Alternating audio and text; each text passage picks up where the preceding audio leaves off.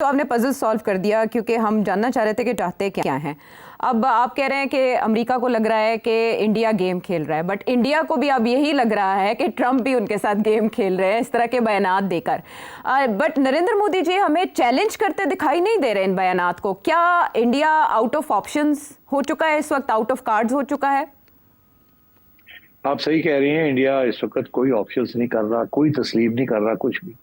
मगर इंडिया के अंदर आवाजें खड़ी हो गई कि भाई हम कहाँ हैं, किस ब्लॉक का हिस्सा है, क्या नॉन अलाइंड रह भी सकते हैं कि नहीं, नरेंद्र मोदी बोलता क्यों नहीं है, और डोनाल्ड ट्रंप तो हर रोज बोलता है, नरेंद्र मोदी क्यों नहीं बोलता। इसने तो बड़े लंबे चौड़े हमें तारे दिखाए थे कि जी मेरी अमेरिका के साथ जबरदस्त तल्लकात है, मुझे बड़ी प्यार होता है, वो जफिया शफिया डालता रहा उसको एंड सो ऑन। तो वो तो सारा जिंदगी बढ़ गया। तो ये आई थिंक नरेंद्र मोदी के ऊपर जो प्रेशर है, इस 3 किस्म के प्रेशर।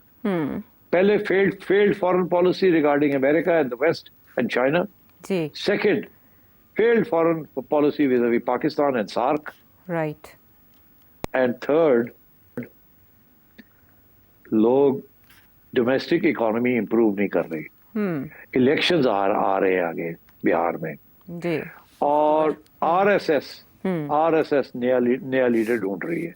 आरएसएस ये समझती है कि नरेंद्र मोदी की जो ना वो एक्सपायरी डेट आ गई है। अब नरेंद्र मोदी जो है वो दुनिया भी उसको एक्सेप्ट नहीं कर रही है कि ये बहुत कोई बड़ी जबरदस्त चीज है, और इसने डिलीवरी भी नहीं दी, और ये हमारे लिए एक लाइबिलिटी बनता जा रहा है। और मैं ये आपसे कब से कह रहा हूँ कि ये नरेंद्र मोदी के ये जो सारा उसने किया है, फॉरेन पॉलिसी और China policy, Pakistan policy, south Asia policy and western and policy regarding America, completely chaotic, कोई इसमें सर पैर नहीं है, और अभी तक कोई फैसले नहीं कर पा रहा है।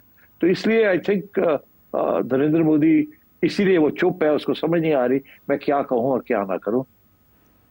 तो उनकी खामोशी उनके जल्द जवाल का सबब भी बन सकती है। कांग्रेस की जानिब से, राहुल गांधी साहब की जानिब से भी ट्वीट किया गया है कि अभी ये हमें प्रेसिडेंट ट्रंप बताएंगे कि हमारे कितने तैयारे गिरे, ये मोदी साहब को बताना चाहिए था।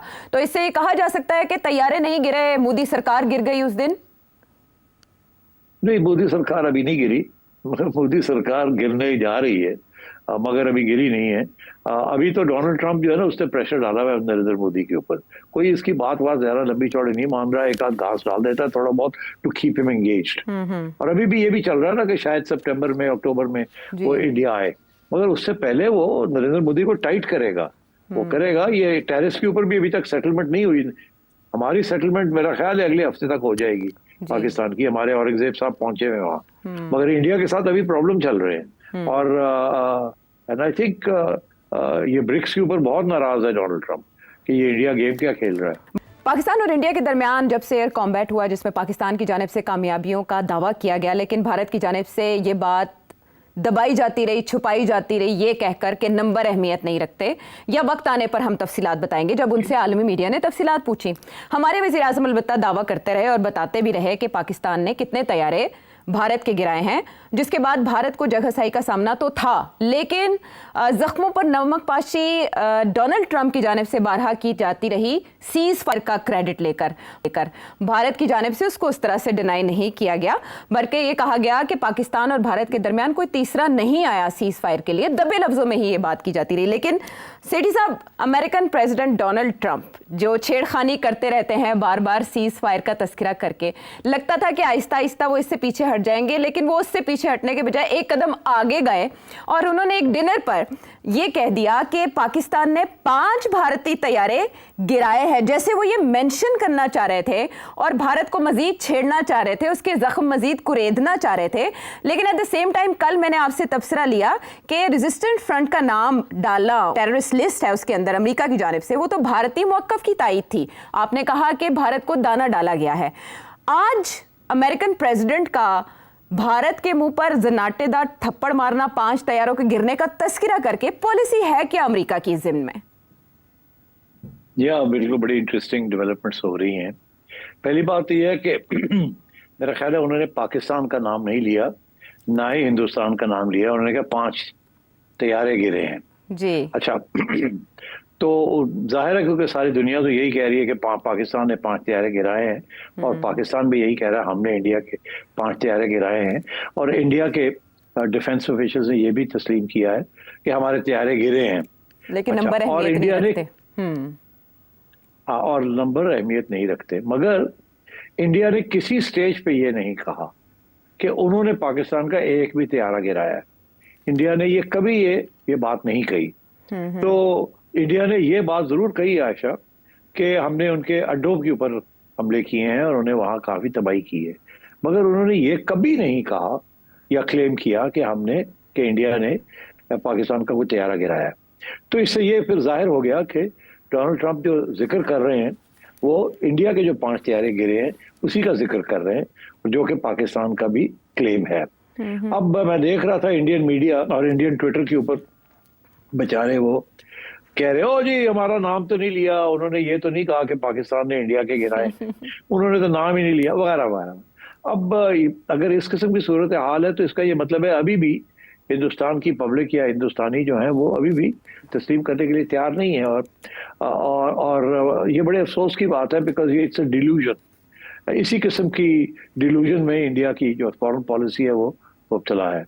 अब इस इशू ये है जो आपका सवाल है कि क्या डोनाल्ड ट्रंप गेम क्या खेल रहा है इंडिया के साथ जी। और नरेंद्र मोदी के साथ खसूसन क्या गेम खेल रहा है। एक तरफ अब पहले उसने ये एक दफा नहीं 20 दफा 22 दफा 23 दफा यही बात कही है कि मैंने करवाया सीज फायर, हालांकि नरेंद्र मोदी कहता है नहीं हमने नहीं, इसने नहीं कराया। नंबर एक वो लगा हुआ है वो अपनी।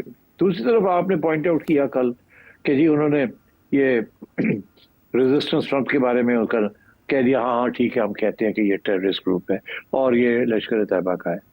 मगर फिर भी पाकिस्तान का नाम नहीं लिया, मगर फिर भी हिंदुस्तान बड़ा खुश था कि चले जी हमारी कोई बात तो मानी है उसने। और मैंने आपसे कहा कि दाना डाल रहे हैं, कोई ऐसी बात नहीं।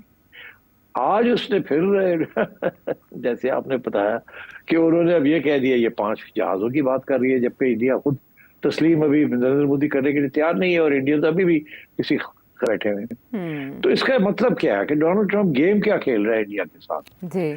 मैं आपको बताऊं बड़ी सीधी सी गेम है और जिसका उन्होंने ऑलरेडी इशारा कर दिया है, और मैं कल ही किया उन्होंने बड़े वाजे तौर पे ये कह दिया है कि ब्रिक्स को हम नहीं खड़ा होने देंगे। ब्रिक्स जो है अगर वो कोशिश करेगी कि किसी तरीके के साथ अमेरिका और वेस्ट के खिलाफ कोई महाज बनाए तो हम नहीं होने देंगे। और यहाँ तक कि उसने ये भी कहा है कि अगर ये लोग बाज नहीं आते तो हम फौरन इनके ऊपर एक्स्ट्रा 10% टैरिफ लगा देंगे। ये उसके बयान है कल का। अब इसका ताल्लुक क्या है इंडिया के साथ? इसका ताल्लुक ये है कि BRICS is Brazil, India, China, Russia, China और बाद में साउथ अफ्रीका। जी। तो ब्रिक्स में India is a founding member of BRICS. तो ये धमकी जो वो दे रहा है वो चाइना को उसने क्या धमकी देनी है, रूस को उसने क्या धमकी देनी है, वो तो वैसे ही उसकी धमकियों के बाहर है। और साउथ अफ्रीका ने तो आके इतनी सख्त तनकीद की है इसराइल की यूनाइटेड नेशंस के अंदर कि इन्होंने साउथ अफ्रीका को एक्सपेल करने की भी बातें की है अमेरिका ने कि हम डिप्लोमेटिक रिलेशन खत्म करते हैं साउथ अफ्रीका के वगैरह वगैरह। तो ये India, Russia, China, south Africa ये तो वैसे ही उसकी बैड बुक्स में। और तो अब सूरत हाल ये है कि ये इंडिया की तरफ इशारा है। और क्या इशारा है? ब्रिक्स वालों ने ये है एज अ प्लेटफॉर्म पे कि डॉलर जो है उसके बरक से एक और करेंसी होनी चाहिए। ये दुनिया की जो डिपेंडेंसी है ऑन द डॉलर ये कम होनी चाहिए जी। और हम एक और करेंसी बनाएंगे। ये भी ब्रिक्स का एक एजेंडा है, चाइना रशिया का specially. Not dedollarisation but another currency to weaken the dollar. मुतबादिल। तो अब हाँ मुतबादिल और ऑल्टरनेटिव या सिमल्टेनियस एक और करेंसी। अच्छा। एक जमाने में आयशा पाउंड स्टर्लिंग और डॉलर साथ साथ चलते थे, यूके की करेंसी और डॉलर साथ साथ चलते थे। मगर फिर पाउंड बहुत कमजोर हो गया तो इसलिए वो साथ साथ नहीं चल सके। और वैसे भी they were all European currencies, euro, pound sterling and the dollar, तो आपस में लिंक था इनका। मगर ये जो करेंसी बनाने जा रहे हैं चाइना और रशिया, और ये जो स्विफ्ट बैंकिंग सिस्टम को खत्म करके एक नया बैंकिंग सिस्टम बना रहे हैं जिसके अंदर आप अमेरिकन बैंकिंग सोर्सेज के जरिए नहीं जाएंगे ट्रांसफर्स ऑफ मनी, और तो आप एक और बिल्कुल ऑल्टरनेटिव फाइनेंशियल सिस्टम भी बना रहे हैं। इसके साथ डॉलर बहुत कमजोर हो जाएगा डिवैल्यू हो जाएगा, क्योंकि लोग फिर तजारत जो है वो डॉलर में इतनी नहीं करेंगे जितनी इनकी नई करेंसी में करेंगे। और ये ब्रिक्स बढ़ता जा रहा है, पहले 4 थे फिर 5 हुए, अब पता नहीं और कितने लोगों ने अप्लाई कर दिया, तो पूरा एक ब्लॉक बन रहा है। अच्छा, डोनाल्ड ट्रंप बहुत अपसेट है, उसने कल यही कहा है कि ये ब्रिक्स वाले जो है ना, मैं इनको सॉर्ट आउट कर लूंगा, इनका ख्याल है ये डॉलर को कमजोर करेंगे, एक और करेंसी बनाएंगे, मैं इनको देख लूंगा। और ये ब्रिक्स वालों को मैं वार्निंग देता हूं कि मैं इनके ऊपर 10% और टैरिफ चढ़ा दूंगा। और बेसिकली वो इंडिया को ये कह रहा है, वो इंडिया की तरफ इशारा कर रहा है कि देखो तुम इस वक्त एक किश्ती नहीं, तुम तो 3-4 किश्तियों में बैठे हुए हो, ये बंद करो, हमारी किश्ती में आके बैठो, जैसे आपने हमारे साथ वादा किया हुआ है। हमारी किश्ती है क्वाड, एंटी चाइना, क्वाड के अंदर आके आपने बैठना है। आप तो ब्रिक्स में भी बैठ गए हैं, आप SCO में भी जाके बैठ गए हैं, आप RIC में भी बैठ गए हैं जाके, ये सारी जो है दे साउथ, ग्लोबल साउथ इंस्टीट्यूशंस। तो Donald Trump and they is very upset. ये इंडिया गेम क्या खेल रहा है?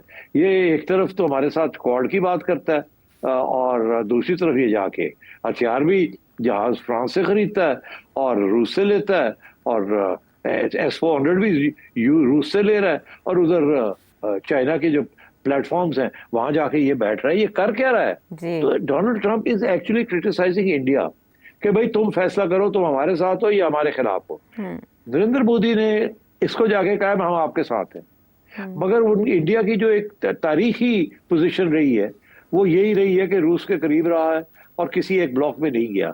अब उसके लिए प्रॉब्लम आ गई, अब वो जबरदस्ती उसको खींचा जा रहा है इन दी अदर ब्लॉक, जिसके अंदर ईरान भी है, टर्की भी है, वगैरह वगैरह।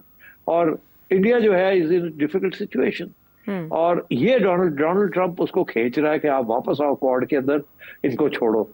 और इंडिया जो है वो उसको वो खींच रहे हैं, पहले वो SCO में है और ब्रिक्स में है, अब वो RIC में, जैसे मैंने कल बात की कि रशिया, इंडिया, चाइना, वो ग्रुप को एक्टिवेट करना चाह रहे हैं रशिया और चाइना। तो ये हो रहा है, this is global politics now, और इंडिया फंस चुका है इसके अंदर। और ये नरेंद्र मोदी जो है, इसने जो सारी शिफ्ट की है Indian foreign policy towards America, it's in trouble. और डोनाल्ड ट्रंप ये कह रहा है कि भाई आओ सीधा सीधा आके बैठो हमारे साथ, तो फिर बात आगे बढ़ेगी, नहीं तो फिर ठीक है देखा जाएगा, मैं भी फिर खेलूंगा आपके साथ। That's what's happening.